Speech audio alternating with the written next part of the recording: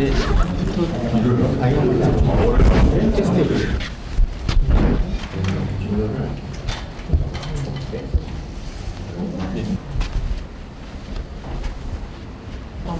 잠깐만.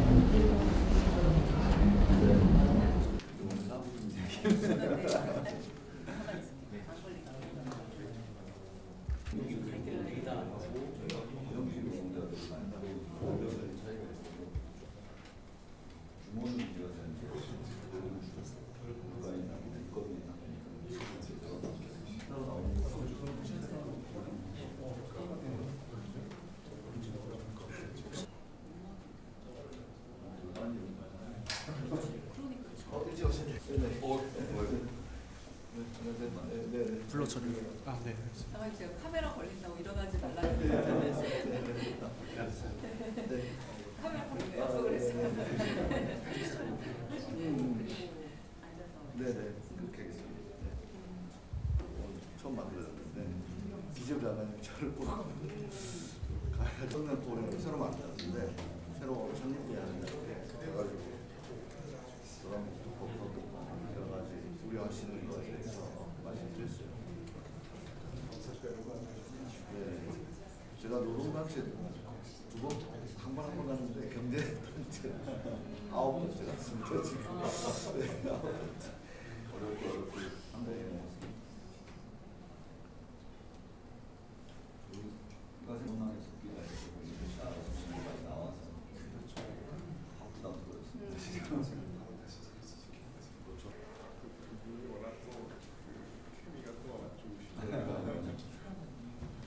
진짜 광장에서도 저희 단식도 하시고 있었나요? 짧게. 아, 권영길 박인사? 아니죠. 이용득 이수. 대통령하고 이렇게 안 되는 줄.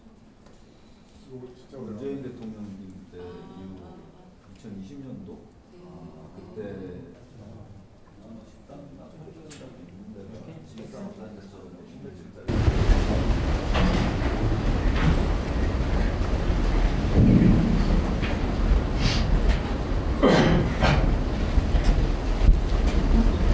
어서 오십시오. 환영합니다. 네, 고맙습니다. 어서 오세요. 네. 사진 촬영만. 네, 딱딱하니까 손 한번 잡고.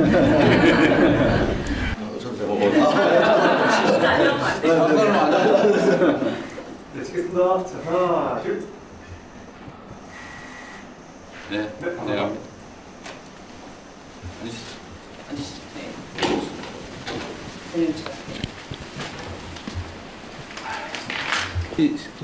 보는 게 몇 년 만이에요?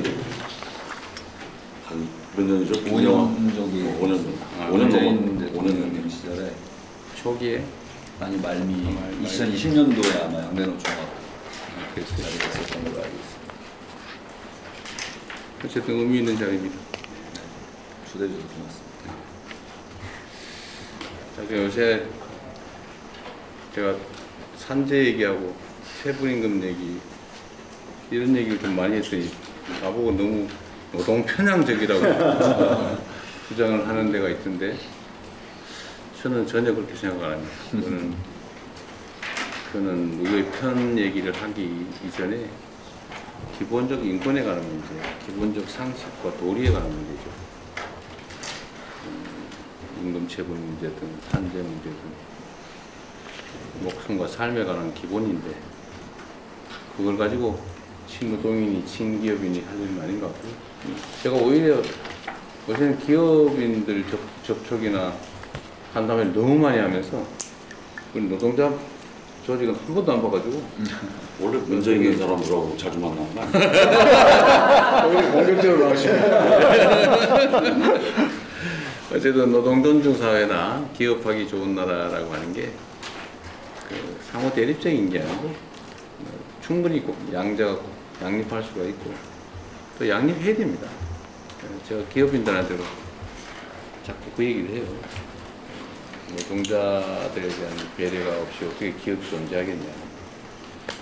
또 노동계에는 또 어제 그 얘기도 조금씩은 하는데 노조법 개정으로 사용자 측이 너무 부당하게 불리하게 된 거 아니냐는 걱정들을 자꾸 해서 내가 보기엔 그럴 일이 별로 없다. 이미 법원에서 인정한 거를 입법화한 것 뿐인데 뭐 그것 때문에 그러겠냐 이렇게 설명은 열심히 하고 있지만 잘 안 믿어요. 근데 제가 양쪽을 다 보면서 드는 느낌은 참 우리 사회가 불신도 많고 소통도 안 하고 대화가 부족하구나 라는 생각이 많이 듭니다. 전에 그 반도체 연구개발직 52시간제 관련된 토론을 한번 해본 적이 있는데 눈앞에서 얘기를 해도 안 믿었거든요. 네? 그래서 제가 예로 이게 분명히 동그란데 한쪽은 세모라 그러고 한쪽은 네모라고 막 싸우고 있어요. 그래가지고 내가 동그란 걸 보여줬거든요. 안 믿어요. 그러고 있더라고. 참 우리 사회의 제일 큰 과제가 포용과 통합이라고 할 수 있는데 노동자와 사용자 측이 정말 대화해야 될 것 같습니다. 일단 대화를 해서 오해를 좀 풀고 어쩌면 있을지도 모르는 있다면 적대감 같은 것도 좀 해소하고 진지하게 팩트에 기반해서 입장 조정을 위한 토론을 많이 해야 됩니다. 자주 봐야 되고. 그래서 우리 민주노총도 중요한 결단을 어제 했다고 내가 기사를 봤는데 네. 예상 밖이었다고 국회가 하는 사회적 대화 여기 복귀하기로 하셨다면서요? 이제 이번에 처음 만드는 거라서요. 참여 여부에 대한 결정을 그렇게 했습니다. 근데 지금 경사노위도 지금 저희가 조직을 못 하고 있는데 위원장도 선정을 못 하고 그 문제도 좀 한번 같이 논의하면 좋겠어요. 같이 한번 논의해서 실제 대화를 해야 되지 않나요? 아니 뭐 결론이 안 나고 뭐 싸우는 것까지 좋은데 만나서 싸웠든지 말든지 뭐 결론을 내든지 말든지 아예 안 보는 거에 어떨까 라는 생각이 듭니다. 근데 민주노총 입장에서는 아마 대화나 함께 앉는 것 자체가 불편할 정도로 무리하게 운영했다는 의심이 있어서 그런 거죠. 네, 뭐 그런 면도 있는 겁니다. 우리 사회가 좀 근본적으로 한 단계 도약하려면 저는 사회 안전망 문제, 기업들의 부담 문제, 고용의 안정성과 유연성 문제 이런 것들 터놓고 한 번쯤 논의해야 된다고 생각해요. 모두에게 유익하게. 제가 공개적으로 자주 말씀드렸습니다만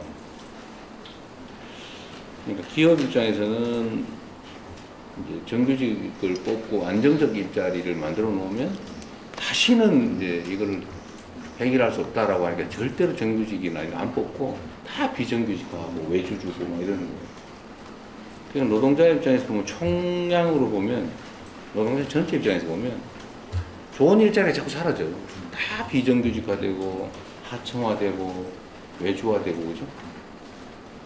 사회 전체가 불안정해지고 그러다 보니까 노동자들 입장에서는 해고는 죽음이다 이런 소리 할 수밖에 없는 상황이 되고 그냥 이 악순환이에요 보니까 이걸 풀려면 대화하고 신뢰하고 조정해야 되는데 그 첫 출발이 마주 않는 거예요. 그리고 정부가 진짜 중립적으로 객관적으로 잘해야지. 정부가 한쪽 흔들고 한쪽 이용해 먹으려고 그러고 자꾸 누군가 뒤통수 때렸다는 느낌을 받게 하면 안 해버리죠. 이용당한다 이런 생각하면. 그런 걸 새 정부에서는 좀 진지하게 우리 양대노총 위원장님들도 이해하시겠지만 저는 기업인들한테 가면은 친노동이라고 욕먹고요. 노동자들이 보면 요새는 어떨지 모르겠는데 혹시 기업 편 너무 많이 드는 거 아니야? 뭐 이런 생각. 옛날에는 노동자 편인 것 같은데 요새는 아닌 것 같아. 뭐 이런 생각 할지도 모르겠어요. 근데 제가 편이 어디 있습니까? 모두 잘 되게 해야지. 하여튼 두 분 환영합니다. 환영하고 또 여러분들 말씀도 정말 많이 들어볼게요. 진짜 보고 싶었어요.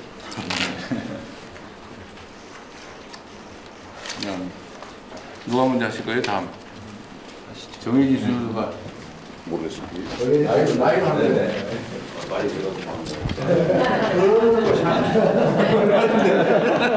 동방의 A지국이니까. 국정을 책임지시느라고 굉장히 바쁜 일정에도 초대해 주셔가지고 감사드립니다. 대통령이 그 6월 4일 취임하시고 오늘이 석 달째 되는 날입니다.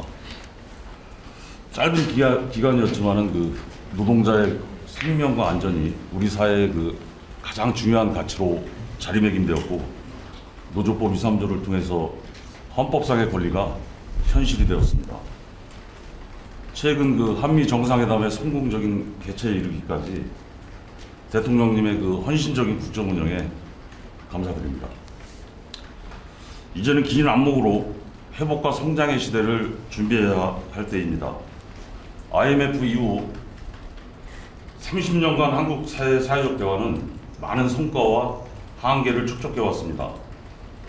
복합 위기와 거대한 전환을 극복하기 위해서는 경제 주체들의 과감한 결단에 기반한 대타협이 절실한 시기입니다. 한국노총은 이를 위해서 대통령님이 직접 각 경제 주체들을 모아서 일정 기간 동안의 수기 과정을 진행해 주시고 그 틀 안에서 사회적 대타협을 선언하자는 제안을 드립니다. 한국노총은 그 과정과 결정에 있어서 모든 사회적 책임을 다하겠습니다. 초고령 사회로 이미 진입한 한국 사회의 미래를 위해 65세 정년 연장은 단 하루도 늦출 수 없는 현실적 과제입니다. 이미 국회에서 민주당을 중심으로 노사정이 심도 있는 논의를 진행하고 있는 만큼 남은 하반기 동안에 입법에 이르는 성과를 낼 수 있도록 대통령실에 각별한 관심과 지원을 요청드립니다. 법정 정년 65세 연장은 주요한 국정의 과제이지만 한국노총은 현실적 여건을 고려해서 유연하게 협의에 임하겠습니다. 마지막으로 내년을 실질적 근로시간 단축의 역사적인 첫 해로 만들어보자는 제안입니다. 이를 위해서는 좀 더 과감한 주 4.5일제 시범사업의 도입이 필요합니다. 지불 능력이 부족한 기업들에게 지원금을 통해 노동시간 단축을 유도하는 것과 함께 병원이나 은행과 같이 노사 간 자율협약을 통해서 즉시 주 4.5일제 시행이 가능한 곳에 대해서는 정부가 나서서 최대한 권장하고 독려하는 역할을 해 주셔야 할 것 같습니다. 진짜 마지막입니다. 광장의 응원봉은 국민들에게 용기와 희망을 주었습니다. 이제 이재명 정부가 국민들의 삶이 구체적으로 변화하는 효능감을 줘야 할 때입니다.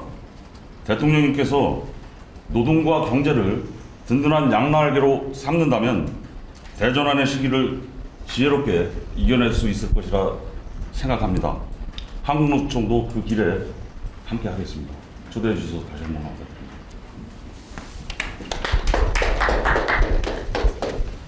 이어서 연대노총을 초대해 주신 점 감사하게 생각합니다. 이미 초반부터 노동자들 안전 문제에 대통령께서 직접 관심 갖고 역할하시는 모습에 노동자들 기대가 매우 큽니다. 특허 플랫폼 노동자성을 담보하지는 못했지만 노조법 개정 과정에서 정부가 적극적인 역할을 해주셔서 20년 만에 노조법이 개정될 수 있었습니다. 민주노총은 이재명 정부의 성공을 바랍니다. 광장의 힘으로 정권은 교체되었지만 반성 없는 내란 세력은 여전히 활개를 치고 있고 제1야당으로 여전히 건재하기도 합니다. 청년들은 일자리가 없고 노년층은 빈곤에 시달리고 노동자들은 산업재해로 쓰러지고 비정규직으로 고통받는 지금입니다. 이 정부가 성공하려면 광장에서 함께 외쳤던 것처럼 적폐 세력 청산과 사회대개혁으로 흔들림 없이 전진하는 것이 필요하다고 생각합니다. 국민주권 정부를 표방한 만큼 노동주권도 보장했으면 좋겠습니다. 5인 미만 사업장 노동자들도 법의 보호를 받을 수 있어야 하고 특수고용 플랫폼 노동자도 예외 없이 노조할 권리가 튼튼히 보장될 수 있도록 그래서 스스로의 안전과 삶을 지킬 수 있도록 했으면 합니다. 원청 교섭과 초기업 교섭을 통해서 노동시장 이중구조와 양극화를 해소하고 노동 3권이 누구에게나 온전히 부여되어야 우리 사회의 근본적 변화가 가능할 수 있다고 생각합니다. 우리 경제와 노동자의 삶을 지키기 위해서 민주노총은 계속 싸울 것입니다. 트럼프 정부의 관세 폭탄과 대미 투자 강요는 우리 경제 전망을 어둡게 하고 있습니다. 자동차나 조선, 철강과 같은 핵심 산업들이 미국으로 빠져나가면 노동자는 일자리를 잃을 수밖에 없습니다. 국방비나 방위비를 인상하면 한정된 재원 속에서 복지 예산이 축소될까 걱정스럽기도 합니다.